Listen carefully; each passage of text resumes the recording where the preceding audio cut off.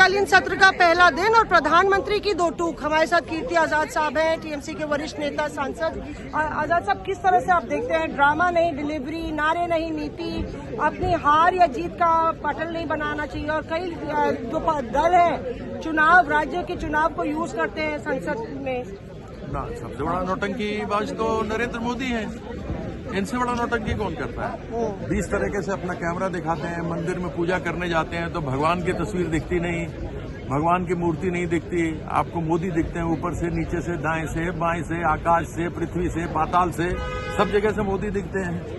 तो वो कहाँ किसी की और बात करते हैं या सुनते हैं? हम तो सिंपल सी बात करते हैं, छोटी मोटी है।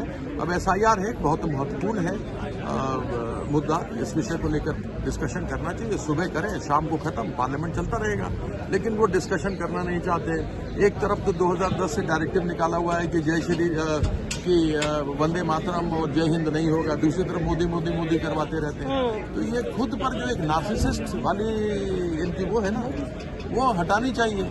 दूसरों को सीख देते हैं, कम से कम खुद को अमल करें। जो बोलते हैं सबका उल्टा होता है, चाहे वो नौकरियां देनी हो, चाहे वो पैसा देना हो, चाहे वो अमृत भारत स्टेशन सियासत का अखाड़ा नहीं बनना चाहिए। जैसे राज्य के चुनाव होते हैं, इशारा कहीं TMC की ओर भी है, तो आप लोग इसको अखाड़ा बना देते हैं। अब SIR के मसले को भी उससे कहीं ना कहीं जोड़। आप मुझे बताइए ना, सियासत क्या है? ये तो सियासत ही तो कर रहे हैं, और क्या कर रहे हैं? अभी क्या हुआ, कभी ऐसा होता है 20 साल बाद 90% स्ट्राइक रेट हो जाए और 90% वोट पड़ जाए? ऐसा कभी हुआ है क्या? कभी नहीं होता। तो सब दुनिया जानती है क्या हो रहा है। उन्हीं लोगों के वोट काटेंगे, हमने तो देखा, सारा पता कर लिया उसके अंदर। जहां जहां वोट काटे वहां इनका मार्जिन बढ़ गया।